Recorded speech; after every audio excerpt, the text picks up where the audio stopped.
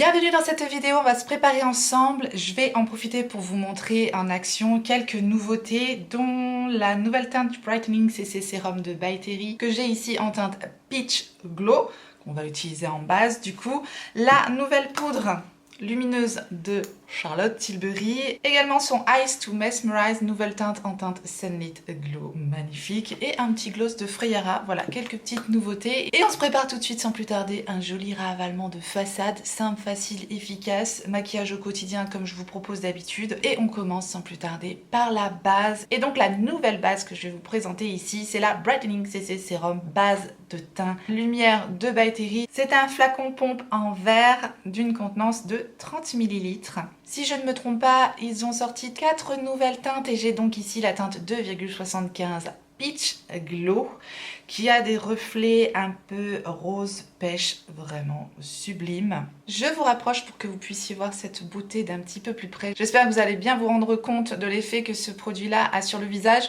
Tous les produits que je vous présente aujourd'hui, je les teste déjà depuis quelques jours, donc j'ai déjà un petit avis sur ces produits-là. Et bien sûr, je reviendrai dessus en fin de mois, comme je le fais d'habitude. Mais voilà, je peux déjà vous en parler et surtout vous montrer l'effet sur le visage. Rapprochez-vous. Pour le moment, je n'ai donc rien appliqué sur mon visage, juste mes soins comme je le fais d'habitude.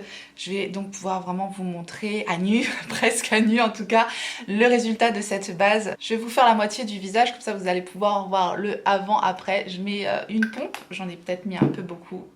Je me suis pas rendu compte de ce que j'ai mis, non ça va. Voilà, je mets une pompe de ce côté-là, je vais l'appliquer directement au doigt et je vais l'appliquer en base, donc sur tout mon visage. Ce produit qui nous promet un éclat instantané et je peux vous dire, je sais pas si vous allez vous rendre compte de l'éclat qu'il apporte à la peau, mais c'est vraiment instantané. C'est une très jolie base. Moi je connaissais déjà cette base, j'avais la version Apricot Glow qui a plus des sous-tons un peu abricot comme son nom l'indique, et là ces sous-tons un peu pêche rosé, c'est vraiment ce qui va donner l'éclat en tout cas à mon type de carnation. C'est vrai que là ils ont élargi leur gamme de Brightening CC Sérum vraiment pour que ça matche parfaitement avec chacune des carnations, de la plus claire à la plus foncée, et j'ai choisi ici la Peach Glow. Je trouve qu'elle vraiment fait ressortir l'éclat de ma peau. C'est une base lumineuse qui apporte vraiment une très jolie lumière à la peau, beaucoup d'hydratation également, donc ça c'est ce que j'aime énormément aussi dans cette base.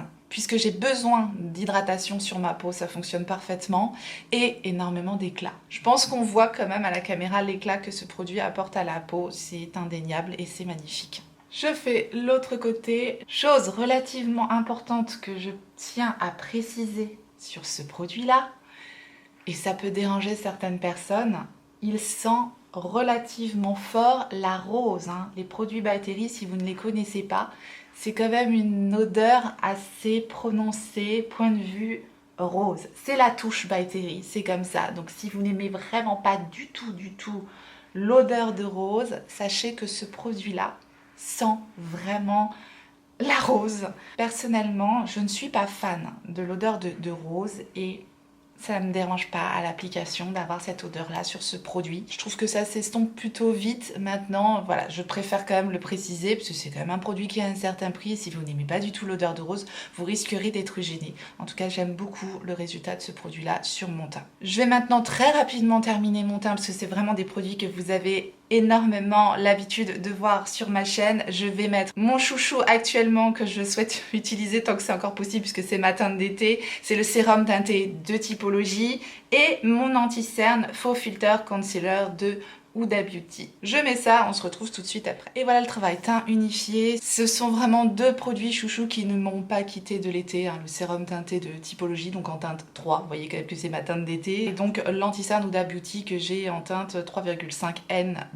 Petit biscuit, j'allais dire. Sugar biscuit, je vais y arriver. 3,5N, c'est pareil, c'est ma teinte d'été. Je sais pas si vous allez vous rendre compte, le produit Typologie qui est plutôt en général assez naturel. Voilà, avec la base Brightening CC Sérum de By Terry en dessous, ça garde vraiment une très jolie lumière sur le teint et ça fait un combo super joli que j'aime énormément porter actuellement. On va donc continuer avec la poudre. J'utilise pas d'autres produits crème vraiment pour que vous puissiez vous rendre compte du rendu de cette poudre sur le teint. C'est là le but de la vidéo tout de même. Je vais donc appliquer la poudre Airbrush Brightening Flawless Finish de Charlotte Tilbury. C'est une poudre compact avec un effet lumineux. On a ici un conditionnement de 9 grammes. Je vais l'appliquer sur tout mon visage, cette poudre, pour que vous puissiez voir pareil le avant-après, que vous puissiez vous rendre compte du rendu sur tout le visage, y compris sur mon cerne, parce que vous allez voir que c'est une poudre qui fonctionne très très bien sur le cerne. Je vous dis tout de suite, la poudre, je l'aime également. De toute façon, tout ce que je vous présente aujourd'hui sont des produits que j'aime, aucun suspense.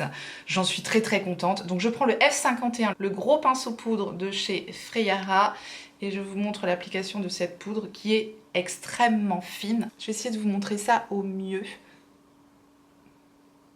pour que vous puissiez un petit peu vous rendre compte de l'effet de cette poudre sur le visage. Donc je l'applique dans un premier temps sur la moitié de mon visage. Et c'est vraiment une poudre qui va vous permettre de fixer votre maquillage tout en gardant en fait un effet lumineux sur la peau, mais absolument imperceptible. Aucune paillette, aucun reflet nacré, c'est complètement naturel en fait. C'est une poudre lumineuse parfaite à mon sens si vous aimez les effets lumineux sur votre teint. Elle a un effet blanc comme ça dans le pan, c'est vrai qu'elle éclaircit très très légèrement. Si vous n'aimez pas les poudres matifiantes, que vous aimez les effets lumineux sur votre teint, fixez votre teint sans matifier, cette poudre est faite pour vous clairement. Elle est magnifique, ultra fine, parfaitement imperceptible. Voilà, ça c'est une poudre lumineuse parfaite, comme on aime. Comparé à la Glow Wish d'Huda Beauty que je n'avais absolument pas aimé, qui était aussi une poudre lumineuse mais alors qui vous faisait un effet de matière, un effet nacré sur le teint.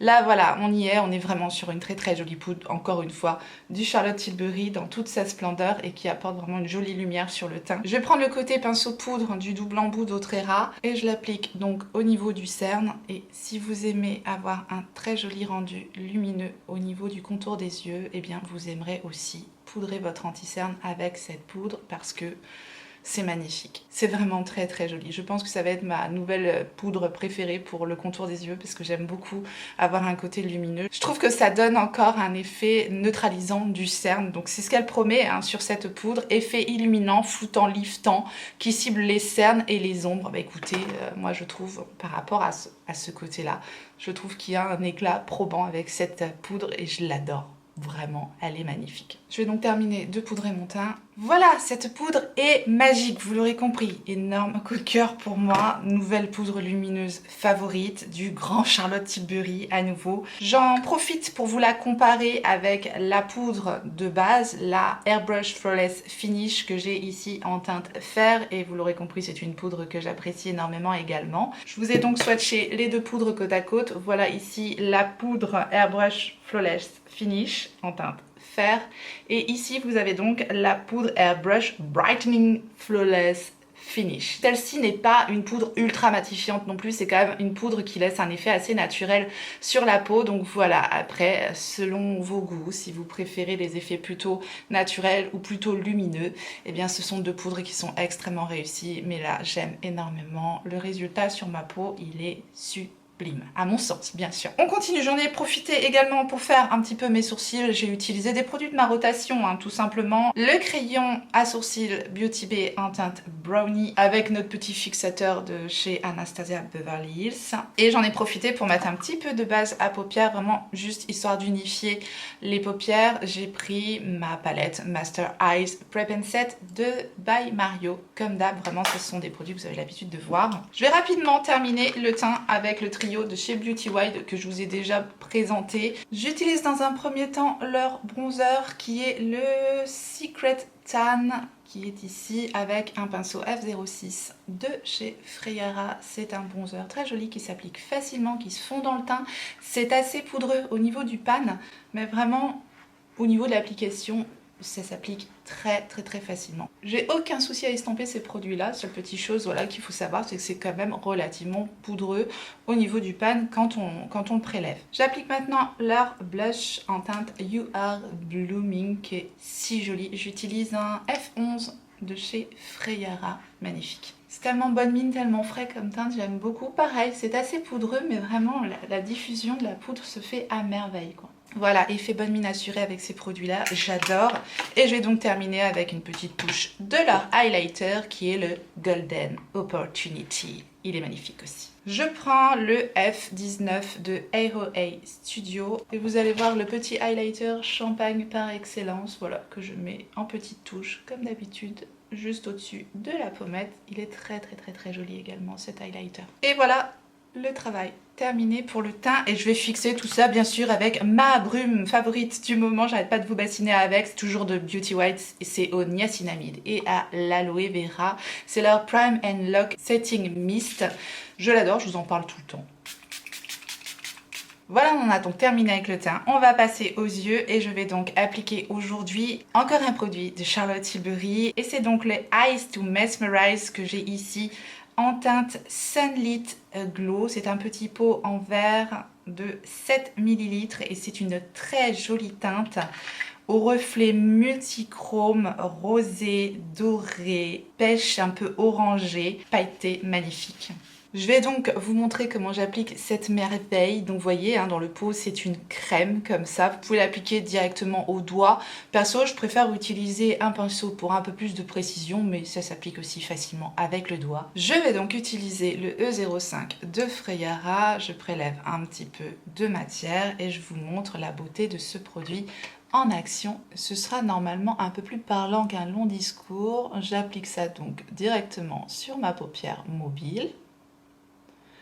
J'espère que vous allez voir à la caméra à quel point ce produit est sublime. Pour avoir un petit peu d'impact, je tapote la matière et si vous voulez avoir quelque chose de plus discret, entre guillemets, vous pouvez appliquer la matière en couche plus fine en l'estompant directement sur la paupière. Et voilà, avec mon petit pinceau, je vais estomper tout simplement les bords pour qu'il n'y ait pas de démarcation. Et c'est terminé. Et je sais pas si vous allez voir à quel point ce truc est magnifique sur la paupière, mais c'est sublime. C'est vraiment très joli. Ce sont des produits ultra fins, les Eyes to Mesmerize. Moi, c'est pas la première teinte que j'ai, mais dans cette teinte-là, j'aime tout particulièrement les reflets qu'elle offre sur la paupière, quoi. Ça tient parfaitement sur mes paupières. Après, moi, j'ai absolument pas les paupières grasses.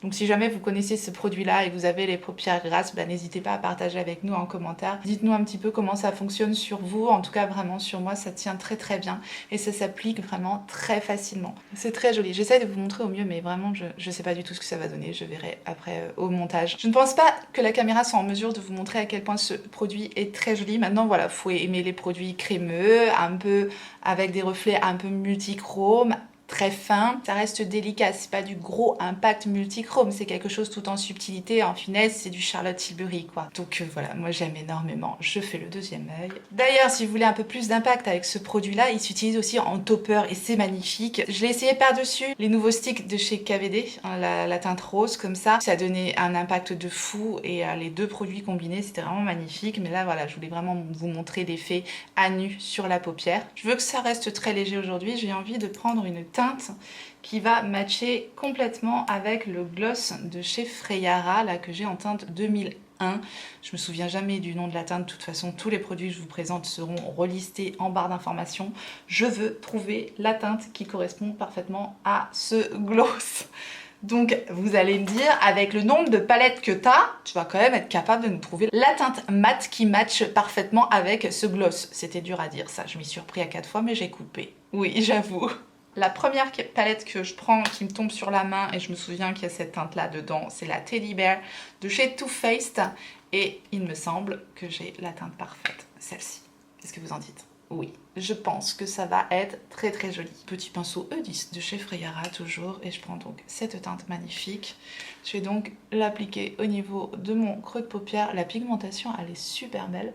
Donc très légèrement au niveau de mon creux de paupière, je l'estompe et je la mets aussi au niveau de mon coin externe et je l'étire toujours au niveau de mon coin externe pour ouvrir un petit peu le regard comme je fais d'habitude. Je prends un pinceau crayon, hein, le E11 de Freya, toujours avec la même teinte et je vais simplement souligner mon ras de cils inférieur, toujours avec cette même teinte. Je nettoie mes deux pinceaux dans ma petite mousse. Je prends cette teinte de la palette Teddy Bear et je viens simplement estomper la teinte que je viens d'appliquer, voilà, vraiment pour faire quelque chose d'assez fondu.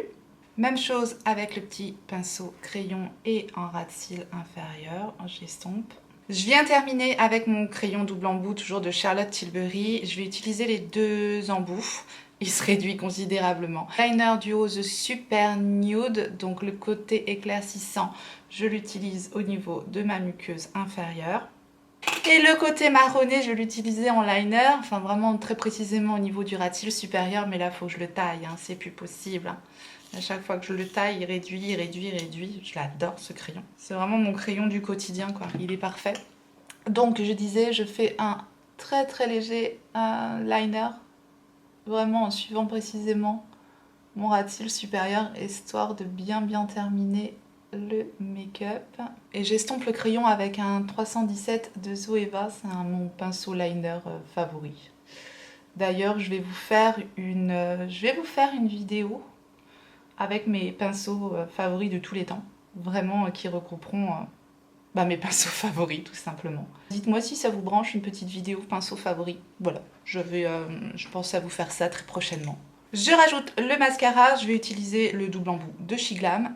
On termine avec les lèvres, je fais comme d'habitude le contour de mes lèvres avec mon crayon Pillow Talk de Charlotte Tilbury. Oui, encore elle, mais bon, vous savez peut-être, c'est ma marque de make-up favorite, donc fatalement je l'utilise. Et je vais donc appliquer le gloss de chez Freyara. C'est tout simplement le Freyara Glossy que j'ai ici en teinte 2001. C'est une teinte pêche rosée très très jolie avec un effet légèrement mentholé. Donc j'applique ça, je l'aime beaucoup cette teinte de gloss.